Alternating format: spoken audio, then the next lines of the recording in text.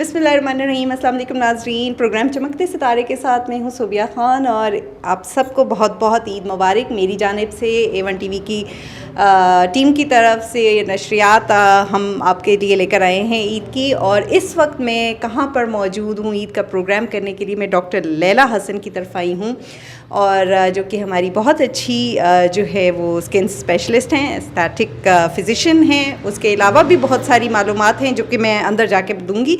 अभी हम चलते हैं और उनसे मुलाकात करते हैं। अस्सलाम वालेकुम डॉक्टर लैला। अस्सलाम वालेकुम। कैसी हैं आप? अल्हम्दुलिल्लाह अल्हम्दुलिल्लाह। आप कैसी हैं? बहुत बिजी होंगी। हमने आपको ईद के दिन पर आकर डिस्टर्ब किया है। हमने सोचा कि आज लैला की तरफ ही चलते हैं और ईद की सेलिब्रेशन जो है लैला के साथ मनाते हैं। पहले आपको खैर मुबारक। आई होप आपका भी अच्छा है ना, ईद एक साथ गुजर रही है। हाँ। और हम सब एज ए फैमिली ही होते हैं तो ईद सबके साथ मनानी चाहिए। हाँ, ये ईद का हुस्न है। हाँ, ईद सबके साथ मनानी चाहिए और स्पेशली पहला दिन तो फैमिली के साथ ही मनाने में गुजर जाता है। आप मुझे बताइएगा, इतने बिजी स्केड्यूल में कैसे टाइम निकाला? आप बच्चे भी हैं माशाल्लाह, उनकी भी तैयारी, अपनी भी तैयारी, फिर साथ साथ लोगों के लिए क्लाइंट्स आपके पास आते होंगे, वो सारा कुछ आप कैसे मैनेज करें?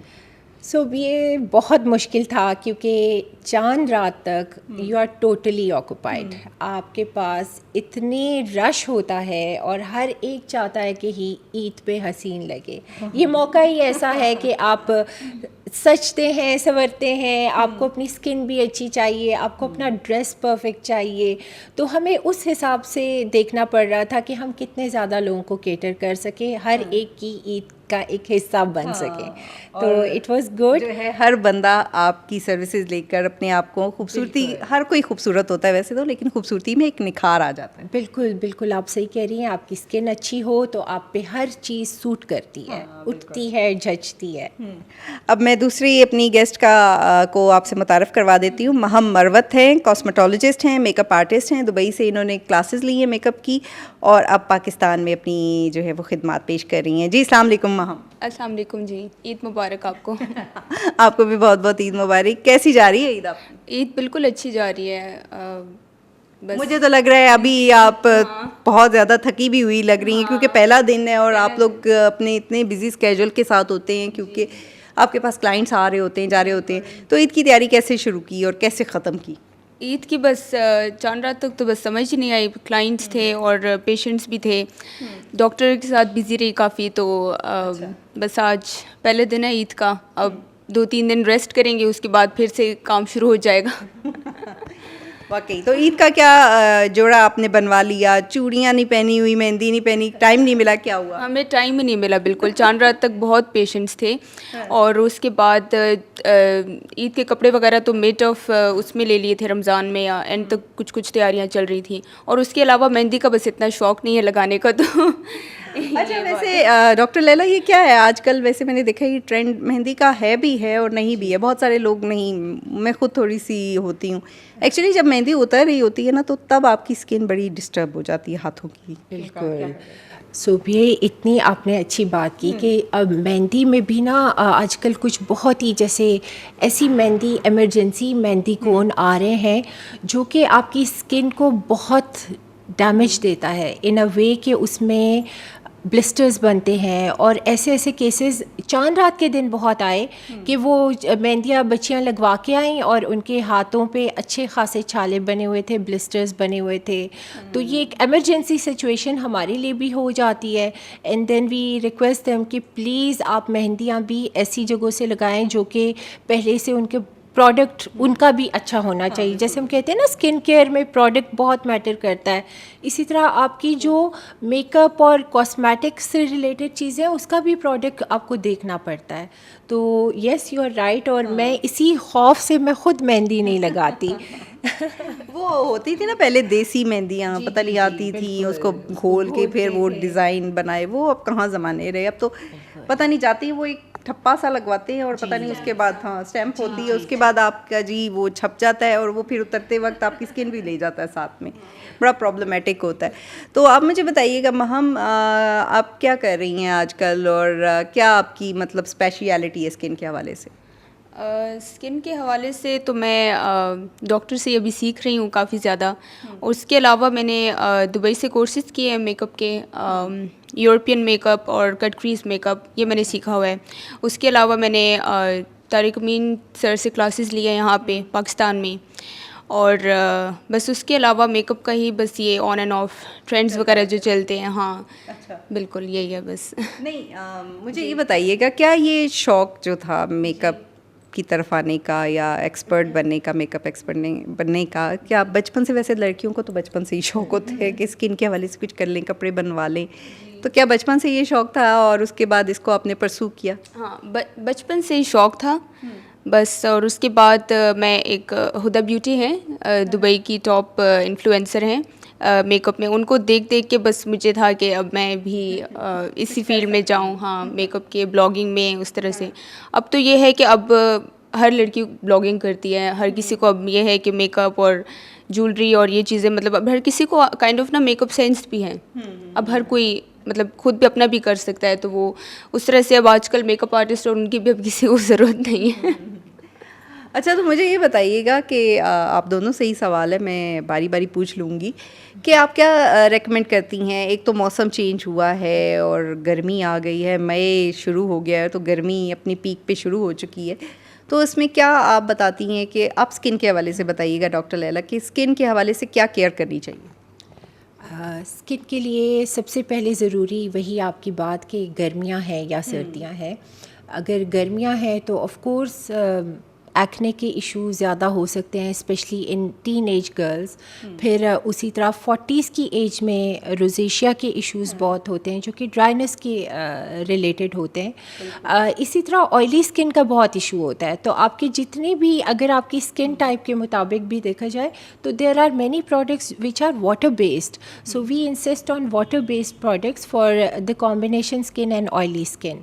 इसी तरह फिर जब आपकी विंटर्स का टाइम आता है तो देयर आर ऑयली प्रोडक्ट्स जिसमें ऑयल बेस्ड होती हैं, हम उन पे डालते हैं। प्लस सर्दी हो या गर्मी, सन ब्लॉक बहुत ज़रूरी है, आपकी फेस क्लेंजिंग बहुत ज़रूरी है। सन ब्लॉक आप रेकमेंड करती हैं? There are many, I can not name any, but as I suggested कि आपको वाटर बेस्ड और ऑयल बेस्ड कॉम्बिनेशन डिफरेंट मिल रही होती हैं। अगर आपकी ऑयली स्किन है तो please go for the water based ones. अगर आपकी ड्राई स्किन है तो then we recommend the oily sun blocks जिनका ऑयल कंटेंट ज़्यादा होता है। सो उससे आप अपनी स्किन की ओवरऑल केयर कर सकते हो, not only just the sun blocks. आपका जो क्लेंजिंग एक रिचुअल है जिसमें आपकी फेस वॉश हो गया, जिसमें आपके बॉडी वॉशेस हो गए, वो भी आपकी स्किन के मुताबिक होते हैं। कुछ मॉइस्चराइजिंग सोप बार्स होते हैं, कुछ मॉइस्चराइजिंग बॉडी वॉशेस होते हैं, कुछ ऑयली स्किन से रिलेटेड, तो it depend upon that as well. उसके बाद स्टेज आती है लाइटनिंग सिरम्स और जो हमारे सही। ये तो स्किन के हवाले से कि आपने इस तरह केयर करनी है, और अगर अपनी ईद को खूबसूरत बनाना चाहते हैं, वैसे तो स्टार्ट हो चुकी है ईद, तो आज से ही स्टार्ट कर लीजिए। अच्छा महम, आप क्या कहेंगी मेकअप के हवाले से, आप क्या सजेस्ट करेंगी?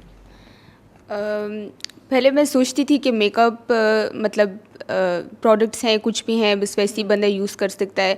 लेकिन जब मैंने डॉक्टर लैला मैडम के साथ काम करना शुरू किया तो उसके बाद मैंने नोटिस किया कि मेकअप प्रोडक्ट्स भी ना उन स्किन्स पे बैठते हैं जो कि मतलब जो स्किन्स ना ऑलरेडी मतलब स्टेबल होती हैं स्किन्स, और मतलब अगर हमारी स्किन अच्छी है तो हमारा मेकअप भी अच्छा सेटल होगा, बैठेगा, सेटल लुक एक आएगी। उसके अलावा प्रोडक्ट्स जो हैं, आप लो से लो क्वालिटी प्रोडक्ट भी यूज़ करें ना, ट्रस्ट मी आपका मेकअप इतना अच्छा बैठता है। अगर आपकी स्किन अच्छी है, आप उसको मॉइस्चराइज कर रहे हैं, उसको प्रॉपर प्रेप कर रहे हैं, और हाँ एक स्किन केयर की रूटीन होती है, जैसे मॉइस्चराइज हो गया, डॉक्टर ने बताया आप लोगों को कि फेस वॉश है, मॉइस्चराइजर्स हैं, इस तरह सन ब्लॉक्स हैं, ये अगर रेगुलर बेसिस पे यूज़ किया जाए ना तो आपका मेकअप भी बहुत अच्छे तरीके से सेटल बैठता है। बिल्कुल, कुछ लोग कंप्लेन करते हैं कि ग्रे टोन है, ये है, वो है, तो वो तो कुछ मतलब प्रोडक्ट्स भी अप्रोप्रिएट नहीं यूज़ किए जाते उस तरह से। लेकिन उसके अलावा भी आई थिंक कि अगर स्किन केयर कर रहे हैं लोग तो उनका मेकअप भी बहुत अच्छे तरीके से बैठता है।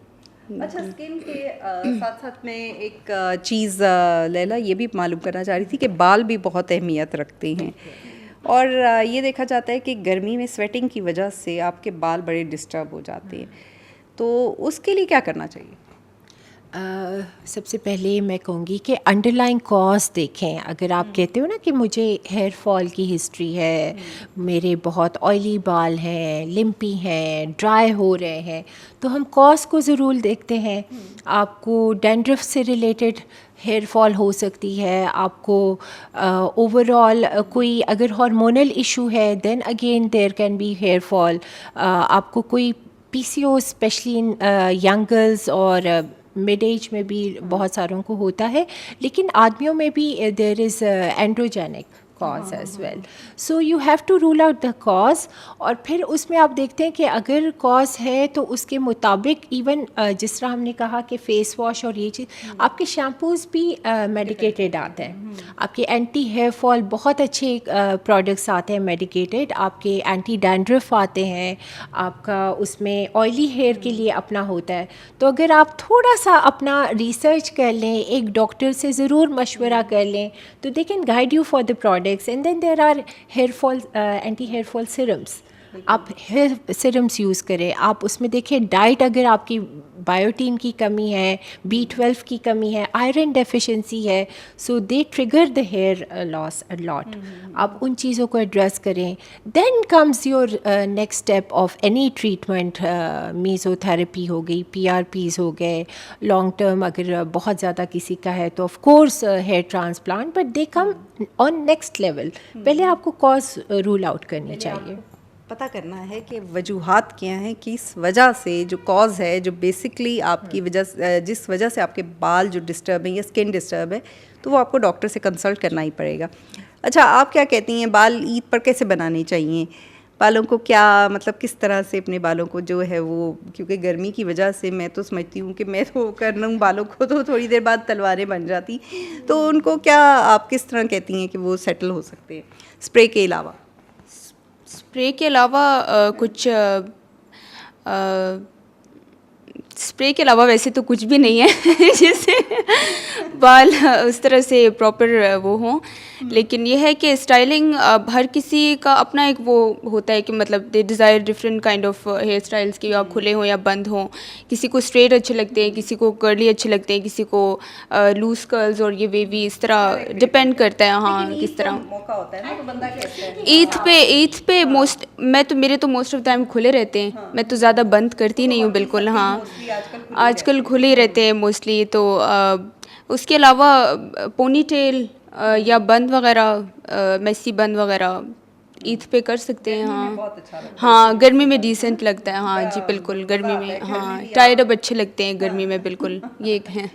अच्छा, घर में भी आप मेसी बन बनाकर वैसे आमतौर पे रूटीन में तो ऐसे ही घूम रहे होते हैं, और मुझे वो ज़्यादा अच्छा लगता है। मैं कहती हूँ काश ये बाल जो है ना मेरे किसी वक्त कैमरा के सामने भी हों, लेकिन जब कैमरा के सामने जाते हैं तो वो कुछ और ही बन जाते हैं। अच्छा, ऐसा आपको पता है उससे आपके ना फीचर्स भी बहुत इन्हांस होते हैं, बिकॉज होल हाँ बिल्कुल, वो जब आपके बाल जाते हैं तो वो आपके फीचर्स सामने आते हैं, और आप ग्लो करती है स्किन भी आपकी, क्योंकि घर में ही ज़्यादा ग्लो आ रहा होता है, बाहर निकलते वक्त तो ग्लो भी ख़त्म हो जाता है।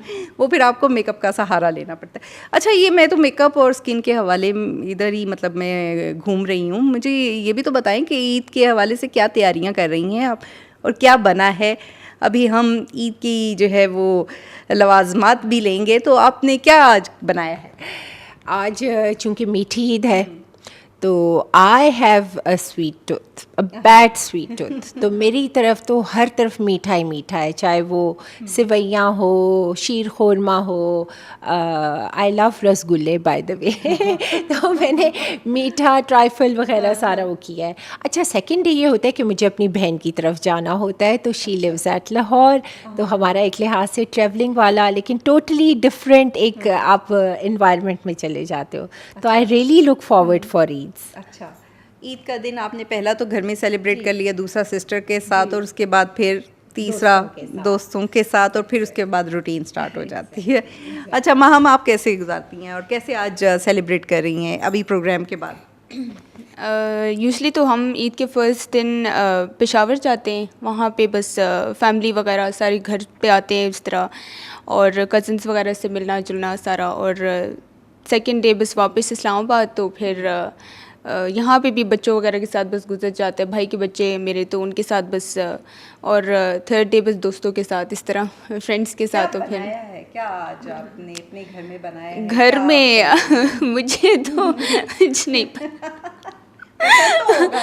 पसंद, बस सेवइयाँ जलेबी वगैरह। हाँ, ईद पे तो बस यही चल रहा होता है फर्स्ट डे पे। हाँ, उसके अलावा बस सबको नींद आती है क्योंकि रूटीन इस तरह होती है। हाँ, रोज़ों में, और वो सुबह जल्दी उठना और फिर काम और फिर सहरी और इस तरह, मतलब वो आई थिंक ईद के बाद लोग फिर अपना वापस रूटीन में आना शुरू करते हैं। हाँ, ईद के बाद फिर वो रूटीन स्टार्ट हो जाती है क्योंकि एक महीना पूरा रमज़ान में गुजर जाता है रोज़ों में, और उसके बाद ईद आती है। ईद में कुछ लोग रेस्ट कर रहे होते हैं, पूरा पूरा दिन सोते रहते हैं, मूवीज़ देख लेते हैं जो कि कहते हैं रमज़ान में नहीं देख सके, आज हम काम सारे कर लें। तो ऐसे सेलिब्रेशन चलती रहती हैं। यहाँ पर नाजरीन वक्त हुआ है ब्रेक का, मिलते हैं ब्रेक के बाद। और आपने कहीं नहीं जाना है क्योंकि ईद के हवाले से हम बहुत अच्छी डिस्कशन कर रहे हैं, और आप हमारे साथ ही रहिएगा, और मिलते हैं ब्रेक के बाद।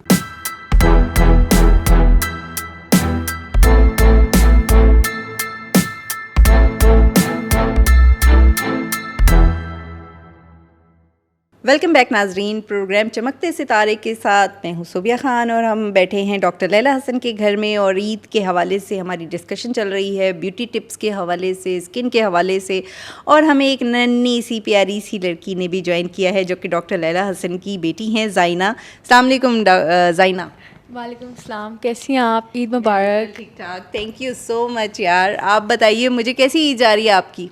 बहुत अच्छी ईद जा रही है, शुक्र अल्हम्दुलिल्लाह से। अच्छा, आपने मेहंदी नहीं लगाई, और बच्चियों को तो बहुत शौक होता है चूड़ियाँ। क्यों डॉक्टर लैला, आपने तो नहीं मना किया? बस ये आप इनसे पूछें। वो एक्चुअली मेरी मदर ने मना किया था क्योंकि उनके पास बहुत ज़्यादा केसेस आ रहे थे कि उनके हाथों में इन्फेक्शंस और वो चीज़ें लग रही थी, तो इस वजह से। इनफैक्ट मैंने आप लोगों को भी रात को कॉल करके किया था कि प्लीज़ इमरजेंसी में लैंड ना कीजिएगा। मैंने तो इसीलिए नहीं मैं तो डर गई थी। मैं वैसे भी इतनी शौकीन नहीं हूँ मेहंदी की, और मैंने सोचा कि डॉक्टर लैला भी कह रही हैं तो थोड़ा सा बंदे को अपना ख्याल भी रख लेना चाहिए, क्योंकि आजकल प्रोडक्ट्स ऐसे आ गए हैं कि जिसकी वजह से आपको बचना ही चाहिए। अच्छा, मुझे ये बताइएगा ज़ाइना, कौन सी क्लास में पढ़ती हैं आप? मैं 7th ग्रेड में पढ़ती हूँ।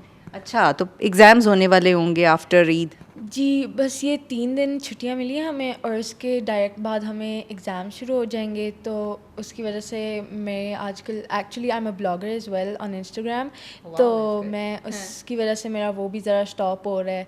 तो ऐसे सीन चल रहा है। अच्छा, और ईद के मौके पे आपने सोचा कि मैं कुछ खा पी लूँ? रमज़ान में वैसे ही वो चल रहा था। रोज़े कितने रखे हैं, सच सच बताना? मैंने 1-2 हफ्ते छोड़े हैं रोज़ों के। तो अच्छा लगता है रमज़ान में, मज़ा आता है ना?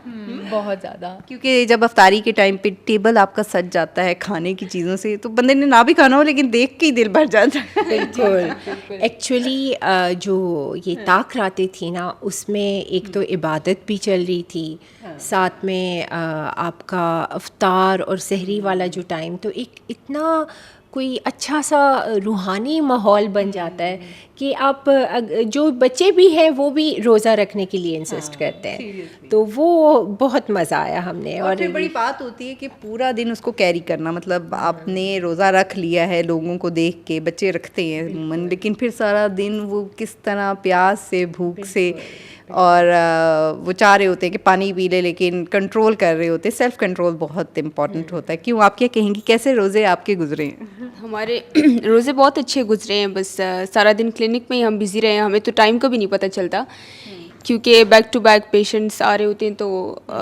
बस ये है कि हमें इतना टाइम का नहीं पता चलता उस तरह से। बिल्कुल नहीं पता चला। सोबिया, यकीन करो 1-2 अफ्तारीज़ ऐसी आई कि हम बाहर इनवाइटेड थे और लिटरली गाड़ी पे अफ्तार अजान का टाइम हो गया, और बस हमने खजूरें तैयार रखी थी कि अफ्तारी टाइम पे हो जाए बाकी। तो इट वाज हेक्टिक। हाँ, और अच्छा उस वक्त खामोशी भी इतनी हो जाती है रोड्स पे अफ्तारी के टाइम पे, और एक सहरी के टाइम पे। सहरी के टाइम पे तो वैसे कम ही निकला जाता है, लेकिन ये है कि अफ्तारी के टाइम पे तो रोड्स ऐसे सुनसान हो जाते हैं जैसे कोई यहाँ पर रहता ही नहीं, और बड़ा वो वक्त वैसे मुझे बहुत अच्छा लगता है। आपको एक बहुत मज़े की बात बता रही हूँ। अभी ये कुछ 2-3 साल से ना इस्लामाबाद और बाकी एरियाज़ में भी हो, लेकिन हम चूँकि इस्लामाबाद बेस्ड है, सहरियों का एक ट्रेंड हो गया है। हाँ बिल्कुल, मैं वही और somehow client would love to come for their hydra facials और वो अच्छा हमने फलाना सहरी पे जाना है and it's a huge gathering, please skin का एकदम कुछ करें, तो अच्छा भी लगता था, बट आई वाज अमेज्ड कि कितना एक हैपनिंग सिचुएशन इस तरह इन्होंने बना दी है। सहरियाँ भी हो रही हैं बाहर, आपका अफ्तार भी हो रही ज़्यादा है। ये ट्रेंड निकला है, क्योंकि मैंने भी बहुत सारी सहरियाँ की हैं, फ्रेंड्स आपस में करते हैं, फैमिलीज़ कर रही होती हैं। अब तो वो रहा नहीं है इतना, कोई सो जाते हैं अफ्तारी के बाद लोग, और फिर उसके बाद जाग जाते हैं 11-12 बजे नमाज़ वगैरह पढ़ के, उसके बाद जो है वो तहज्जुद की तैयारी करके और फिर वो जो है ना सहरी बनाना शुरू कर देते हैं, और बड़ा मज़ा आता है। रमज़ान बड़ा हम बाद में मिस करते हैं, क्योंकि एक रमज़ान का अपना एक मज़ा है। और उसके बाद ईद आती है 2-3 दिन में, कपड़े पहन के आप खुशियाँ मना कर उसके बाद वो भी चली जाती है, फिर आपके लिए वो रूटीन एक स्टार्ट हो जाती है। अच्छा, तो रूटीन के हवाले से मुझे बताइएगा कि आपका कैसा जा रहा है, मतलब आपका अपने घर पर ही एक क्लिनिक भी खुला हुआ है, तो क्या आप मतलब लोगों की तरफ से क्या आपको रिस्पॉन्स है? मेरे लिए सबसे प्लस पॉइंट ये है कि बच्चे मेरी नज़र के सामने होते हैं। बिल्कुल। सेकंड ये है कि कितने बच्चे हैं डॉक्टर लैला? मेरे 2 बच्चे हैं, एक बेटा तो है, ज़ायना है, हाँ। ज़ायना छोटी है, हाँ। इससे बड़ा 1 साल बड़ा इसका भाई है ज़रियान, ही अच्छा। इज़ इन ग्रेड 8, और वो बड़ा शाय बच्चा है, और दोनों की पर्सनालिटीज़ टोटली डिफरेंट है, and I never try to change their personalities. आपका एक अपना एक वो होता है, हर पर्सनालिटी इज़ डिफरेंट, तो हमने दोनों को उसी तरह वो रखा। क्योंकि आप जब बच्चे पे रोक टोक ज़्यादा करते हैं तो बच्चा उधर से ही डिस्टर्ब होना शुरू होता है। मेरे ख्याल से बच्चे के साथ दोस्ताना रवैया रखना चाहिए, फ्रेंडली माहौल होगा तो बच्चा जो है वो ज़्यादा जो है वो अच्छी तरीके से उस एटमॉस्फेयर में ग्रो करता है, और वो आपसे हर बात शेयर भी करता है, जो प्रॉब्लम्स होते हैं वो अपने डिस्कस भी करता है अपनी फैमिली के साथ। अच्छा महम, आप मुझे बताइएगा, आप तो पेशावर जा रही थी, आप अभी बता रही थी, तो आप हमने जो है ना इनका बहुत कीमती वक्त इस वक्त ले लिया है। अभी इन्होंने पेशावर जाना है, पेशावर जाने की तैयारी कर रही हैं, क्योंकि ईद पहला दिन ये जो है ना ये पेशावर में सेलिब्रेट करती है। तो फैमिली आपकी पेशावर में होती है? कितने बहन भाई हैं आप लोग? हम माशाल्लाह 6 हैं भाई बहन। मेरी एक बड़ी बहन है और 4 भाई। एक मेरे भाई की डेथ हुई है, और उसके अलावा 3 और भाई। एक भाई डॉक्टर है, एक इंजीनियर है, बहन भी डॉक्टर है, और दूसरा भाई जो मुझसे बड़ा है तो वो उसने भी इंजीनियरिंग की हुई है, और उसके अलावा फिर मैं हूँ बस जी। अच्छा, तो ईद का जो त्यौहार है, जो ईद का त्यौहार हम मनाते हैं, तो वो अपनी फैमिली आपकी सारी आपके साथ ही होती है या सब पेशावर में होते हैं और आप यहाँ रहती हैं? पेशावर में सब हमारे घर ही आते हैं। पेशावर में सब साथ ही होते हैं, या उनके घर चले जाते हैं, वो हमारे घर आ जाते हैं। रहती कहाँ हैं? पेशावर में? नहीं, इस्लामाबाद में। हाँ, इस्लामाबाद में जी, इस्लामाबाद में रहते हैं यहीं पे जी। ईद मनाने के लिए आप ईद लोग मनाने के लिए पेशावर, फैमिली सारी वहीं पे है, तो उस वजह से। चलिए, ये तो बहुत अच्छी बात है, क्योंकि बहुत सारे लोग मैंने देखे हैं जो इस्लामाबाद में रहते हैं या रावलपिंडी में रहते हैं, तो वो अपनी ईद मनाने अपने गांव या अपने दूसरे इलाकों में जहां वो रहते हैं, आबाई घर होते हैं उनके, वहां पर जाते हैं और वो सेलिब्रेट करते हैं। आपका भी कोई आबाई घर है? हम बेसिकली कोहाट डिस्ट्रिक्ट हंगू के हैं। अच्छा। और वो हमारा आबाई घर है। अनफॉर्चुनेटली मेरे जो father in law mother in law हैं, दे आर नॉट अलाइव। तो अभी जो बाकी बहन भाई हैं वो सब बाहर होते हैं। बहन मेरी लाहौर में होती है, दैट्स द रीज़न कि मैंने कहा सेकेंड डे हम फिर लाहौर जाते हैं। अब भाई घर जाना होता है लेकिन बहुत कम जाना होता है due to the busy schedule. फिर वहाँ पे घर हमारा अपना है, बट रहने के लिए जिनसे मिलने अपने जाना है वो सब यहीं पे ज़्यादातर शहरों में अब आबाद हो गए हैं। अच्छा, हाँ, ज़ाइना यहाँ पर बड़ी खामोश बैठी हैं, तो हम ज़ाइना से भी पूछते हैं। ज़ाइना, आप सबसे पहले तो मुझे ये बताएं कि क्या हॉबीज़ हैं आपकी? मुझे एक्चुअली बहुत ज़्यादा चीज़ें अच्छी लगती हैं, लेकिन अभी मेरा फोकस ज़्यादातर स्टडीज़ पर है क्योंकि मैंने बड़े होकर डॉक्टर बनना है, just like my mother. So like yes yes, तो लाइक मैंने उनका काम टेक ओवर करना है बेसिकली.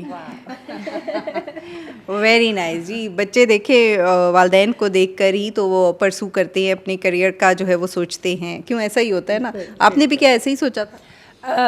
मैं अगर आपको बताऊं, I really wanted to be an artist in a way कि मुझे आर्ट से बहुत शौक़ था, पेंटिंग्स का और वो. और मैंने जब मैंने आपको बताया हमारे डिस्ट्रिक्ट में मेरी ओवरऑल सेकंड पोजीशन होल्डर थी मैट्रिक में. एफएससी में भी मैंने अच्छा खासा स्कोर किया था, सेकंड अमंग द गर्ल्स उसमें आई थी.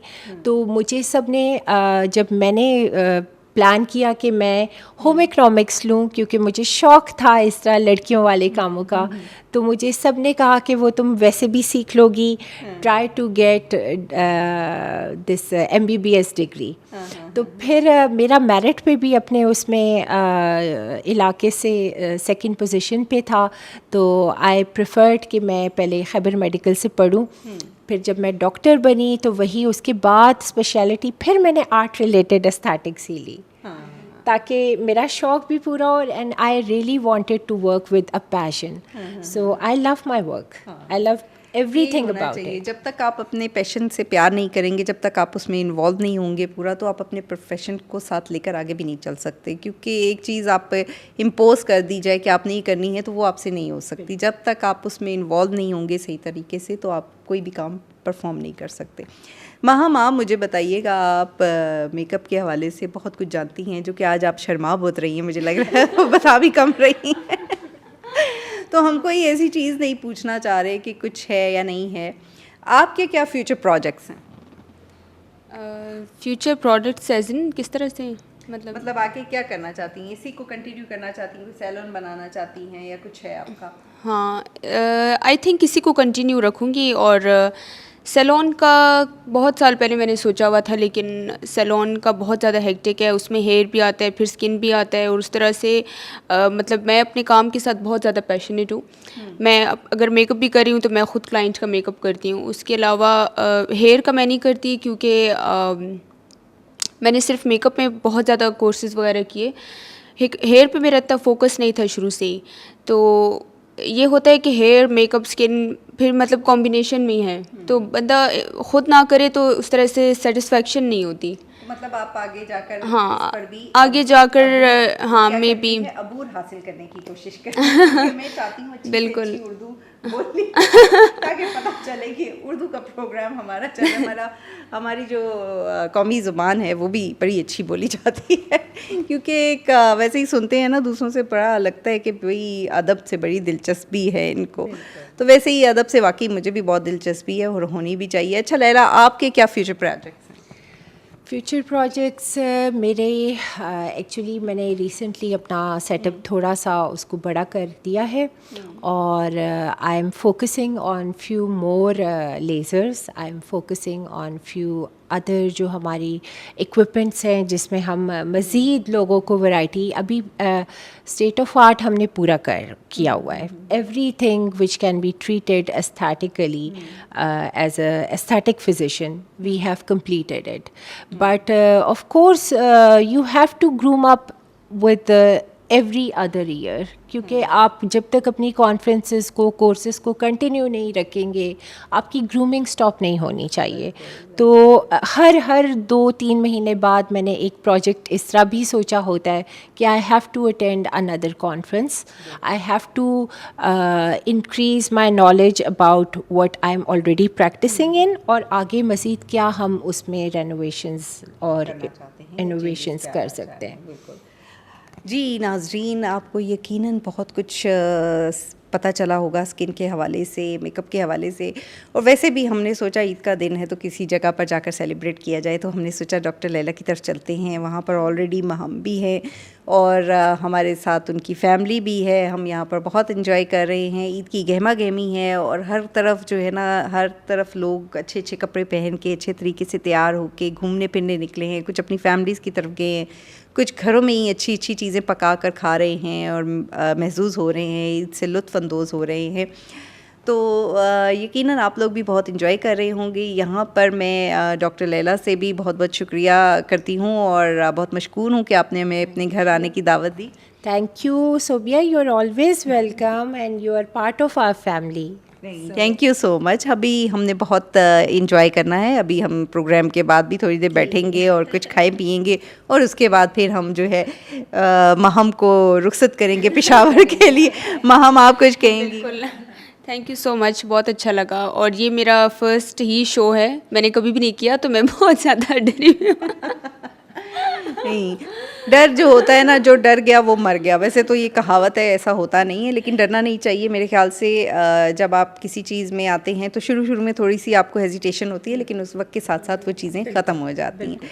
तो नाज़रीन, यहाँ पर हमारे प्रोग्राम का वक्त अब ख़त्म होता है, तो आप सबसे हम इजाज़त चाहते हैं, लेकिन हम जाने से पहले हम सब की तरफ से आपको डॉक्टर लैला की तरफ से ईद मुबारक, ज़ाइना की तरफ से ईद मुबारक और महम की तरफ से ईद मुबारक और मेरी तरफ से भी आपको ढेरों ईद की मुबारकबाद। और इस ईद को बहुत अच्छे तरीके से सेलिब्रेट कीजिएगा अपने फ्रेंड्स, फैमिली के साथ और दुआओं में याद रखिएगा। इंशाल्लाह अगले हफ्ते फिर हाजिर होंगे। अल्लाह हाफिज़।